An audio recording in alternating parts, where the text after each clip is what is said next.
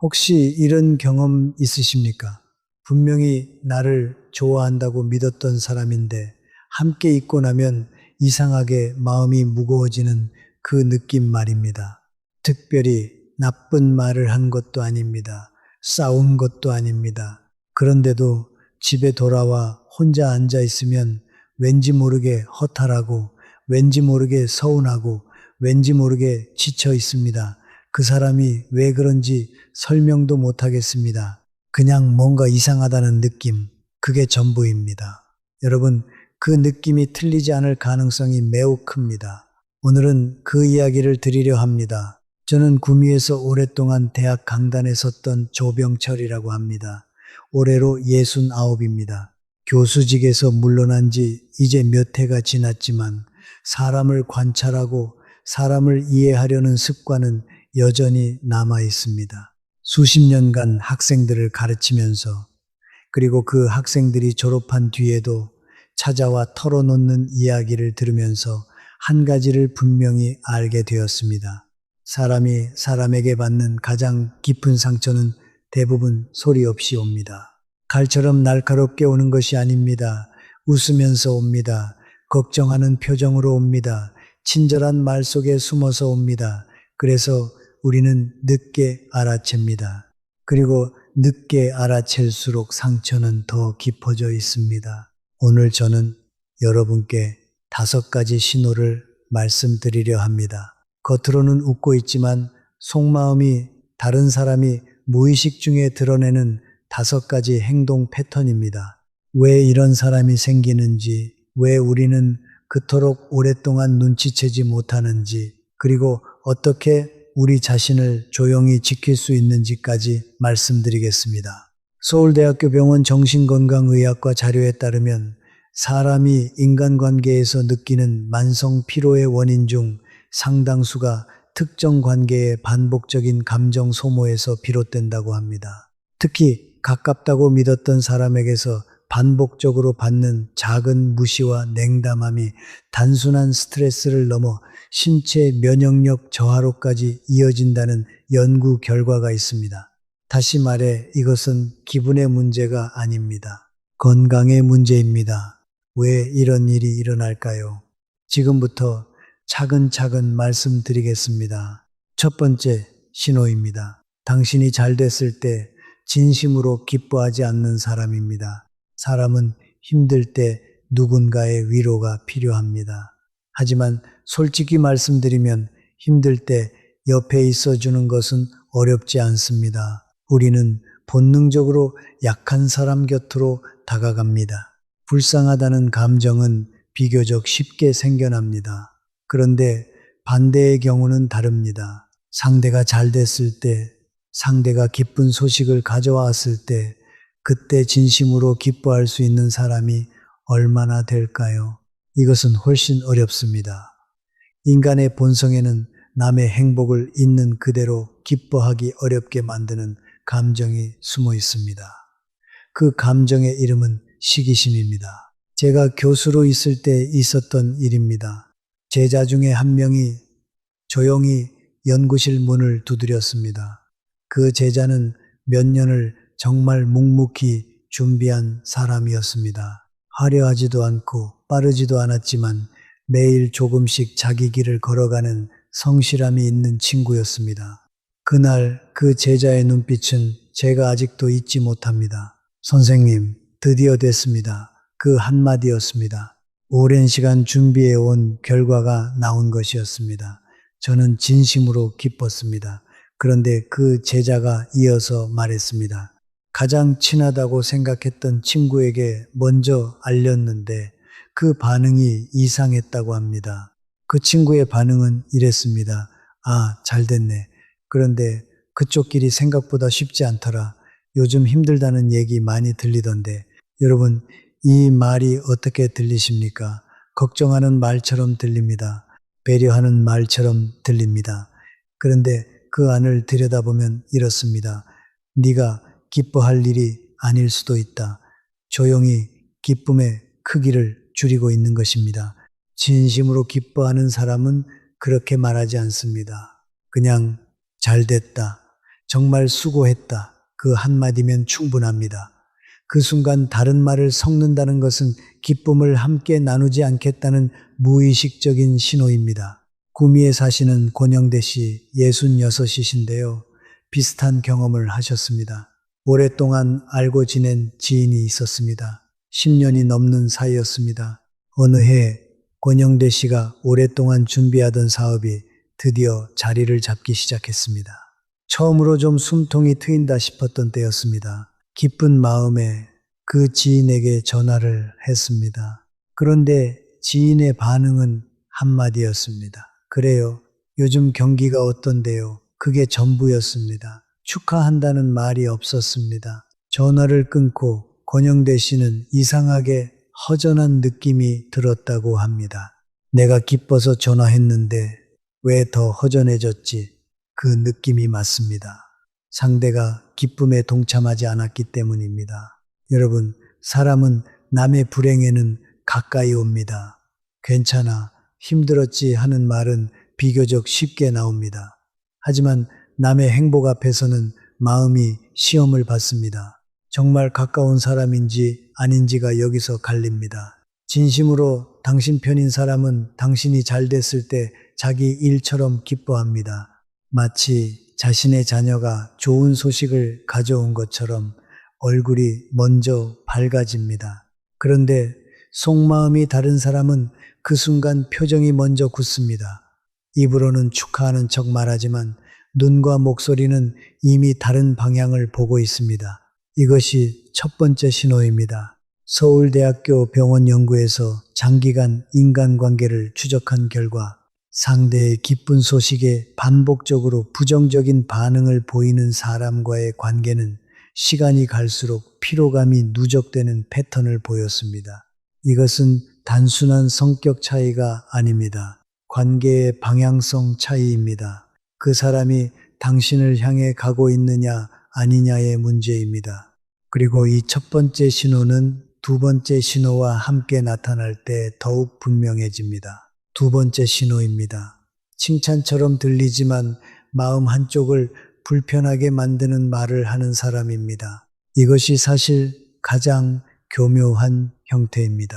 왜냐하면 이 사람은 대놓고 비난하지 않기 때문입니다. 그래서 화를 내기도 어렵습니다.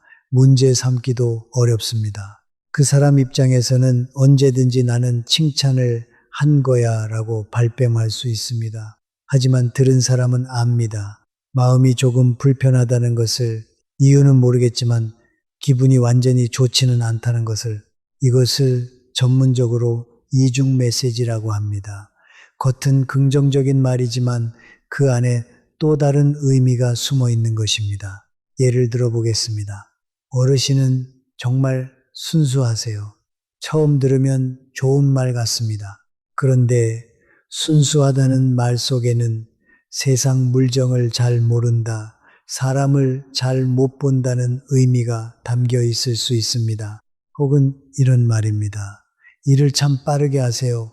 저는 꼼꼼하게 하느라 시간이 오래 걸리는데 겉으로는 내 빠름을 인정하는 것 같습니다. 그런데 사실은 나는 꼼꼼하고 당신은 대충 빠르게만 한다는 뜻이 숨어 있습니다. 전주에 계신 이명자 씨 68이신데요. 이런 말을 직장에서 수년간 들었다고 합니다.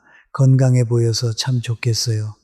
저는 요즘 이것저것 아픈 데가 많아서 처음에는 그냥 넘겼습니다. 그런데 이 말이 반복되면서 이상한 점을 알게 됐습니다. 자신이 아픈 이야기를 꼭 뒤에 붙인다는 것입니다. 마치 나의 건강함이 상대를 불편하게 만들고 있다는 인상을 주려는 것처럼요.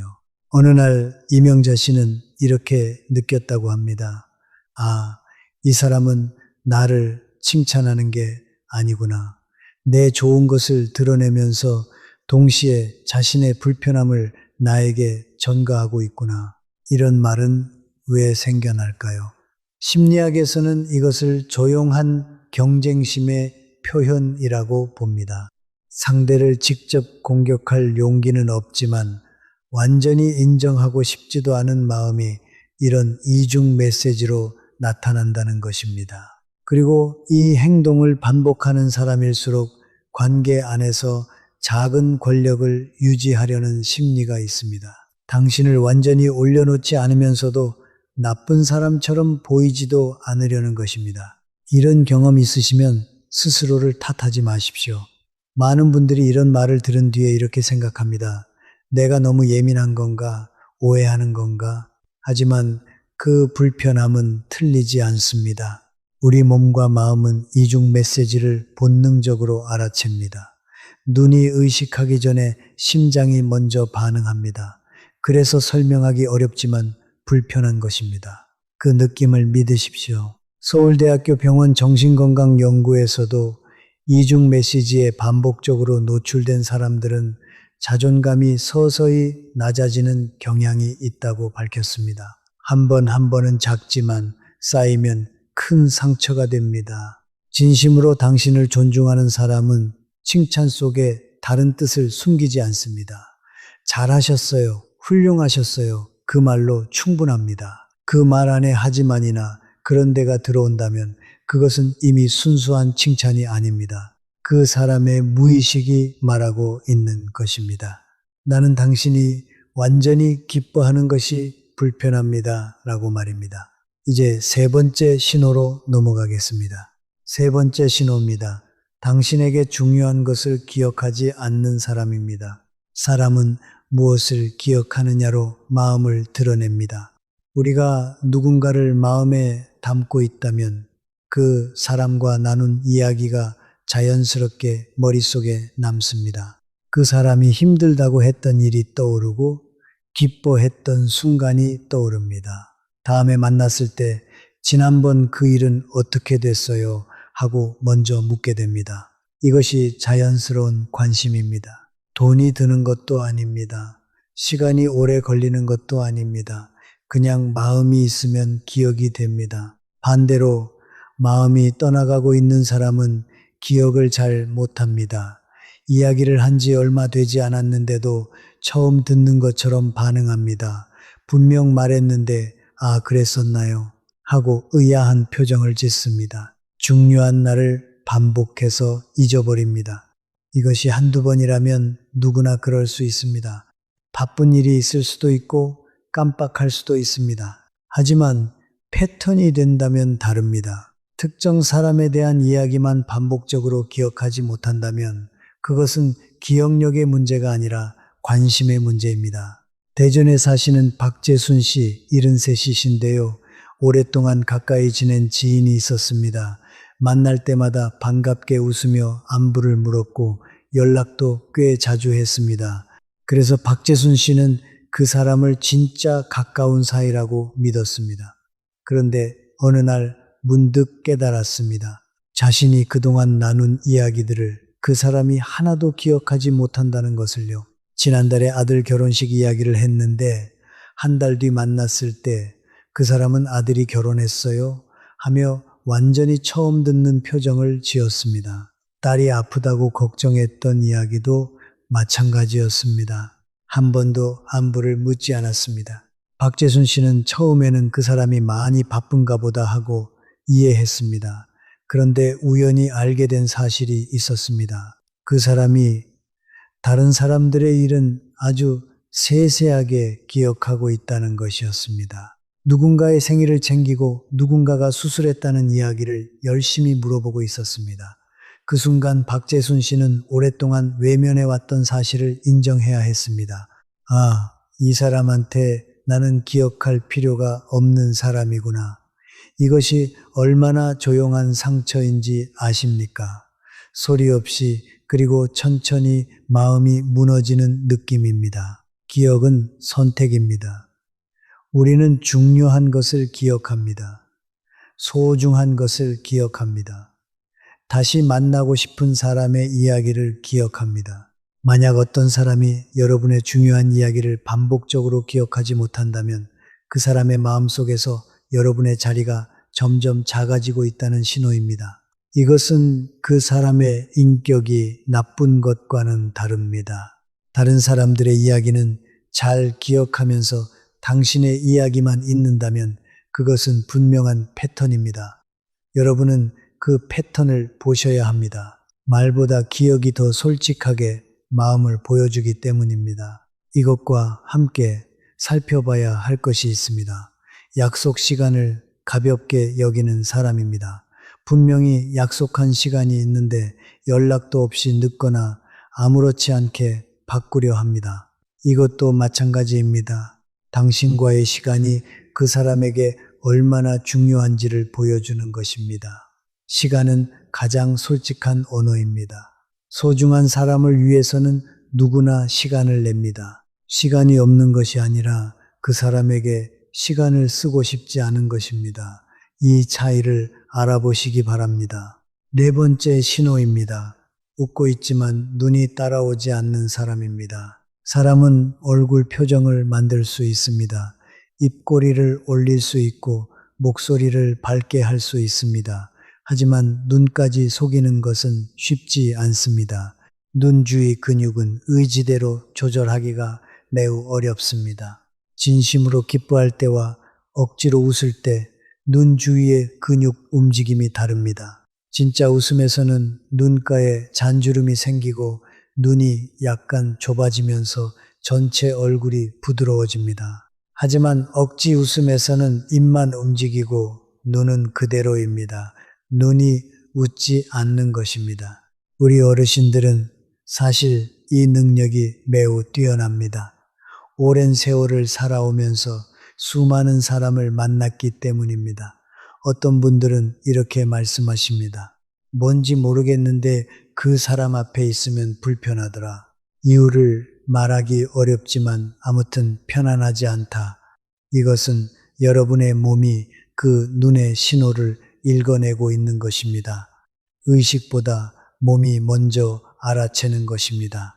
청주에 사시는 강성분 씨, 일흔이신데요. 이런 이웃이 있었습니다. 만날 때마다 항상 먼저 인사를 하고 밝은 목소리로 오늘도 좋아 보이신다, 복이 많으시다며 말을 건넸습니다. 처음에는 참 좋은 분이구나 하고 생각했습니다. 그런데 어느 날 우연히 그 이웃과 눈이 마주쳤을 때 강성분 씨는 순간 멈칫했다고 합니다. 입은 웃고 있었는데 눈에는 감정이 없었습니다. 따뜻함도 없고 차가움도 아닌 그냥 비어있는 듯한 눈이었습니다. 마치 강성분 씨를 관찰하고 있는 것 같은 느낌이었습니다. 그 뒤로 주의 깊게 살펴봤습니다. 그 이웃이 다른 사람들에게도 똑같이 밝은 말을 건네지만 뒤에서는 그 사람들에 대한 이야기를 꽤 자세하게 하고 있다는 것을 알게 됐습니다. 그때 비로소 알았다고 합니다. 그 밝은 말들이 진심이 아니었다는 것을, 그리고 눈에서 느꼈던 그 불편함이 착각이 아니었다는 것을. 여러분, 이런 경험이 있으시면 그냥 흘려보내지 마십시오. 이유 없이 불편한 느낌이 지속된다면 그 사람을 좀 더 주의 깊게 살펴보시기 바랍니다. 말이 아니라 눈을 보십시오. 표정이 아니라 눈가를 보십시오. 눈은 거짓말을 잘 못합니다. 심리학에서는 이것을 감정 누출이라고 합니다. 아무리 숨기려 해도 눈을 통해 진짜 감정이 새어 나온다는 것입니다. 서울대학교 병원 연구팀의 자료에서도 사람이 감정을 억제할 때 가장 먼저 신호가 새어 나오는 부위가 눈 주변이라고 밝히고 있습니다. 여러분의 직관이 맞습니다. 눈이 웃지 않는다면 그 사람의 마음도 웃지 않는 것입니다. 이제 네 가지 신호를 말씀드렸습니다. 잠깐 정리해 드리겠습니다. 첫 번째, 당신의 기쁜 소식에 진심으로 기뻐하지 않는 사람. 두 번째, 칭찬처럼 들리지만 마음을 불편하게 만드는 말을 반복하는 사람. 세 번째, 당신에게 중요한 것을 반복해서 기억하지 못하는 사람. 네 번째, 웃고 있지만 눈이 따라오지 않는 사람. 이 네 가지는 사실 따로 나타나기보다 함께 나타날 때가 많습니다. 한 사람에게서 이 패턴들이 반복된다면 그것은 우연이 아닙니다. 이제 마지막 가장 조심해야 할 다섯 번째 신호를 말씀드리겠습니다. 이것이 가장 중요합니다. 마무리하겠습니다. 5번째 신호입니다. 당신의 불행을 깊이 깊이 캐묻는 사람입니다. 살다 보면 힘든 시기가 옵니다. 마음이 무너지고 누군가에게 기대고 싶을 때가 있습니다. 그때 먼저 다가오는 사람이 있습니다. 무슨 일이에요? 괜찮으세요? 걱정스럽다는 표정으로 말을 건넵니다. 그래서 우리는 마음을 엽니다. 나를 걱정해주는 사람이라고 믿기 때문입니다. 그런데 조금 더 자세히 보십시오. 그 사람은 계속 묻습니다. 그래서 어떻게 됐습니까? 그때 무슨 말을 들으셨습니까? 그 사람이 뭐라고 하던가요? 구체적으로 어떤 상황이었습니까? 처음에는 위로처럼 느껴집니다. 하지만 점점 질문이 깊어집니다. 그리고 이상한 점이 있습니다. 이야기를 다 듣고 나면 위로도 없고 해결책도 없습니다. 그냥 듣고 또 듣습니다. 더 자세한 부분을 알고 싶어 합니다.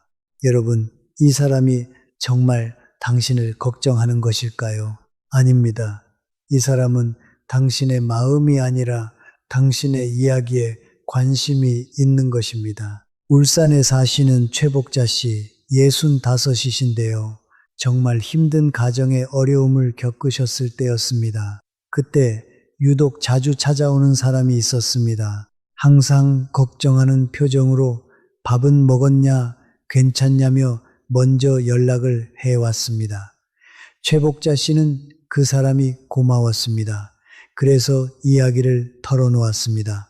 가족 사이에 있었던 일, 속상했던 말들, 걱정되는 부분들을 하나씩 말했습니다. 그 사람은 열심히 들었습니다. 그리고 또 물었습니다. 그래서 그 다음에는요, 그 사람이 뭐라고 했대요? 어떻게 됐어요? 그런데 어느 날 최복자 씨는 이상한 점을 알아챘습니다. 내가 힘들다고 말할 때 그 사람의 목소리가 더 생기 있어진다는 것이었습니다. 눈이 더 빛났습니다. 집중도가 올라갔습니다. 반대로 내가 요즘은 좀 나아지는 것 같다고 말하면 그 사람의 반응이 흐려졌습니다. 흥미를 잃은 것 같은 표정이었습니다. 그때 비로소 깨달았다고 합니다. 이 사람은 나를 걱정한 것이 아니었구나. 내 이야기를 원했던 것이구나. 이런 사람이 위험한 이유가 있습니다. 여러분의 힘든 이야기를 아주 자세하게 알고 있기 때문입니다. 그리고 그 이야기가 어디로 가는지 여러분은 알 수 없습니다. 진심으로 당신을 생각하는 사람은 그렇게 깊이 캐묻지 않습니다. 말없이 곁에 있어 주거나 할 수 있는 도움을 묵묵히 건넵니다. 하지만 계속해서 묻고 또 묻는 사람은 당신의 마음이 아니라 당신의 사정에 관심이 있는 것입니다. 이 차이를 알아차리는 것이 스스로를 지키는 일입니다. 이제 5가지 신호를 모두 말씀드렸습니다. 여러분의 마음속에 지금 떠오르는 얼굴이 있으십니까? 그렇다면 잠깐 생각해 보십시오. 그 사람과 함께 있을 때 나는 에너지가 넘치는지 아니면 지쳐서 돌아오는지를 말입니다. 그것이 가장 정직한 대답입니다. 그렇다면 왜 이런 사람이 생겨나는 걸까요? 이것이 중요합니다. 이 사람들이 처음부터 나쁜 의도로 그런 행동을 하는 것은 아닐 수 있습니다. 이것을 이해하면 우리 자신이 덜 상처받을 수 있습니다. 사람은 누구나 비교라는 감정 속에서 살아갑니다. 우리가 어린 시절부터 자라면서 옆 사람과 자신을 비교하는 경험을 수도 없이 합니다. 공부를 잘하냐 못하냐, 잘 사냐 못 사냐, 외모가 어떠냐, 이런 비교 속에서 자란 사람들 중 일부는 성인이 된 뒤에도 비교의 습관에서 벗어나지 못합니다. 그래서 남이 잘 되면 자신이 뒤처지는 것 같은 불안감을 느낍니다. 남의 불행은 역설적으로 자신이 그보다는 낫다는 안도감을 줍니다. 이것이 인간 심리의 어두운 부분입니다. 이것을 전문적으로 사회 비교 이론이라고 합니다. 사람은 자신의 가치를 절대적인 기준으로 평가하기 어렵기 때문에 항상 주변과의 비교를 통해 자신의 위치를 파악하려 한다는 이론입니다. 이 비교 본능이 지나치게 강한 사람들이 바로 오늘 말씀드린 5가지 신호를 보이는 사람들입니다. 그들이 당신의 성공을 축하하지 못하는 것은 당신의 성공이 그들에게 자신의 실패처럼 느껴지기 때문입니다. 그들이 당신의 불행에 집착하는 것은 당신의 불행이 그들에게 상대적인 위안을 주기 때문입니다. 이것은 그 사람의 내면에 있는 문제입니다. 당신의 잘못이 전혀 아닙니다. 서울대학교 병원 정신건강의학과에서 발표한 연구에 따르면 만성적인 시기심을 가진 사람들은 대체로 어린 시절부터 자신의 가치를 인정받지 못한 경험이 누적된 경우가 많다고 합니다. 이분들이 나쁜 사람인 것이 아니라 아직 치유받지 못한 상처를 안고 살아가는 사람들인 것입니다.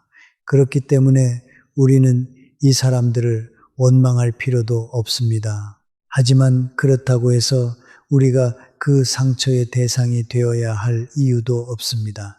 이해는 하되 거리는 두는 것, 이것이 지혜입니다. 그렇다면 어떻게 우리 자신을 지킬 수 있을까요? 구체적인 방법을 말씀드리겠습니다. 그래서 준비했습니다. 첫 번째 방법은 조용히 거리를 두는 것입니다. 상대와 싸울 필요가 없습니다. 따지거나 설명할 필요가 없습니다. 그냥 서서히 자연스럽게 거리를 늘려가면 됩니다. 연락의 빈도를 줄이고 만남의 자리를 조금씩 줄여가면 됩니다. 인간관계는 대부분 유지하는 에너지가 필요합니다. 그 에너지를 적게 쓰기 시작하면 관계는 자연스럽게 멀어집니다. 이것이 가장 평화로운 방법입니다. 많은 분들이 이렇게 물으십니다. 그래도 오래 알고 지낸 사이인데 그냥 멀어지는 게 좀 미안하지 않냐고요. 미안할 필요가 없습니다. 여러분이 그 관계에서 지속적으로 소모되고 있다면 그 관계는 이미 건강한 관계가 아닙니다.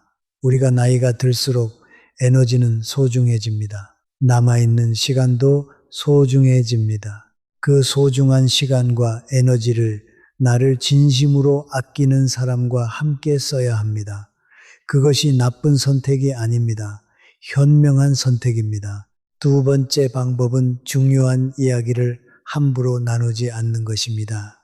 오늘 말씀드린 5번째 신호, 불행을 깊이 캐묻는 사람의 경우처럼 우리의 힘든 이야기, 가족 이야기, 속마음은 신뢰할 수 있는 사람에게만 나눠야 합니다. 이것은 사람을 불신하라는 뜻이 아닙니다. 스스로를 보호하라는 뜻입니다. 우리가 몸이 아플 때 약을 아무데나 바르지 않는 것처럼 마음도 아무에게나 열어서는 안 됩니다.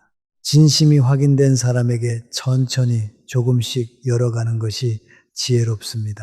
세 번째 방법은 자기 자신의 감정을 믿는 것입니다. 이것이 가장 중요합니다. 오늘 말씀드린 신호들은 모두 우리가 이미 느끼고 있지만 의심했던 것들입니다. 내가 너무 예민한 건가, 오해하는 건가 하고 스스로를 의심했습니다. 하지만 그 불편함은 우리 몸과 마음이 보내는 정직한 신호입니다. 그 신호를 믿으십시오. 내가 느끼는 것이 맞습니다. 설명이 되지 않아도 불편하면 불편한 것입니다. 그 느낌을 가볍게 여기지 마십시오. 수십 년을 살아오면서 여러분이 쌓은 경험과 감각이 말해주는 것입니다. 그것은 매우 정확합니다. 이것만큼 중요한 게 있습니다. 그렇다면 진짜 좋은 관계는 어떻게 알아볼 수 있을까요? 3가지만 기억하시면 됩니다. 진짜 좋은 관계의 첫 번째 특징은 함께 있고 나서 에너지가 생기는 관계입니다. 좋은 사람과 시간을 보내고 나면 이상하게 힘이 납니다. 기분이 좋고 활기가 생깁니다. 별로 한 일도 없는데 왠지 내일이 기대됩니다. 반대로 나쁜 관계는 함께 있고 나서 지칩니다. 별로 한 것도 없는데 피곤합니다. 이 차이를 느껴보십시오. 몸이 먼저 알려줍니다. 진짜 좋은 관계의 두 번째 특징은 내 이야기를 기억해주는 사람입니다. 전에 했던 이야기를 기억하고 먼저 안부를 물어봅니다. 그때 그 일은 어떻게 됐어요? 이 한마디가 얼마나 큰 위로가 되는지 모릅니다. 내가 기억될 만한 사람이라는 느낌을 줍니다. 내가 이 관계 안에서 소중한 존재라는 것을 확인시켜 줍니다. 이런 사람 옆에 있으면 자존감이 조용히 높아집니다. 진짜 좋은 관계의 세 번째 특징은 잘 됐을 때 더 진심으로 기뻐해 주는 사람입니다. 힘들 때 위로해 주는 것도 중요하지만 잘 됐을 때 진심으로 함께 기뻐해 주는 사람이야말로 진짜 내 편입니다. 이런 사람 앞에서는 기쁜 소식을 전하는 것이 두렵지 않습니다. 신나게 말할 수 있습니다. 기쁨이 2배가 됩니다. 이런 사람과 함께 하십시오. 부산에 사시는 이순자 씨 66이신데요. 50대 후반에 오랫동안 가깝게 지내던 사람들과 거리를 두기로 했습니다. 처음에는 외로움도 있었고 내가 잘못하는 건 아닌가 싶은 마음도 있었습니다. 하지만 그 자리에 진심으로 자신을 아끼는 2~3명이 남았습니다. 이순자 씨는 이렇게 말씀하셨습니다. 사람이 많아도 외로웠는데 지금은 2명이지만 외롭지 않습니다. 관계의 수가 아니라 관계의 질이 중요하다는 것을 그때 처음 알았습니다. 이 말씀이 맞습니다. 인생 후반에 들어설수록 관계는 넓이보다 깊이가 중요합니다. 100명을 아는 것보다 1명을 깊이 아는 것이 더 값집니다. 내가 힘들 때 전화할 수 있는 1명, 잘 됐을 때 진심으로 기뻐해 줄 1명, 내 이야기를 기억해 줄 1명, 이런 사람이 3명만 있어도 그 인생은 충분히 풍요롭습니다. 마무리하겠습니다. 오늘 말씀드린 내용을 조용히 정리해 드리겠습니다. 겉으로는 웃고 있지만 속마음이 다른 사람이 드러내는 5가지 신호입니다. 첫 번째, 당신이 잘 됐을 때 기뻐하지 않고 기쁨을 줄이려는 말을 하는 사람. 2번째, 칭찬처럼 들리지만 마음 한쪽을 찌르는 이중 메시지를 반복하는 사람. 3번째, 당신의 중요한 이야기를 반복해서 기억하지 못하는 사람. 4번째, 웃고는 있지만 눈이 따라오지 않는 사람. 그리고 5번째, 당신이 힘들 때 깊이 캐묻지만 위로나 도움은 주지 않는 사람. 이 5가지 중 하나라도 반복적으로 경험하고 계신 관계가 있다면 지금이 조용히 거리를 두기 시작할 때입니다. 싸울 필요도 없습니다. 설명할 필요도 없습니다. 그냥 조용히 천천히 그 자리를 비워두시면 됩니다. 그 자리에 진심인 사람이 들어올 것입니다. 사람에 대해 오랫동안 생각해 온 사람으로서 한 가지를 분명히 말씀드릴 수 있습니다. 모든 사람을 이해하려고 애쓸 필요가 없습니다. 어떤 사람은 이유 없이 나를 좋아하고 어떤 사람은 이유 없이 나를 불편해합니다. 그것을 모두 설명하려 하면 마음만 지칩니다. 아, 이 사람은 나와 결이 다르구나. 그것으로 충분합니다. 그리고 나와 결이 맞는 사람들에게 더 많은 에너지를 쓰면 됩니다. 여러분께서 오늘 이 이야기를 들으시면서 떠올린 얼굴이 있으셨을 것입니다. 그 얼굴을 보며 너무 오래 고민하지 마십시오. 이미 느끼셨다면 충분합니다. 지금부터 천천히 방향을 바꾸시면 됩니다. 여러분의 시간은 소중합니다. 여러분의 마음은 소중합니다. 그것을 진심인 사람과 나누시기를 바랍니다. 오늘 이 이야기가 여러분의 마음을 조금이라도 가볍게 해드렸다면 좋겠습니다. 끝까지 함께 해주셔서 진심으로 감사드립니다. 이 영상이 도움이 되셨다면 구독과 좋아요로 함께 해주시면 큰 힘이 됩니다. 다음에도 더 좋은 이야기로 찾아뵙겠습니다. 건강이 행복입니다. 기억하세요.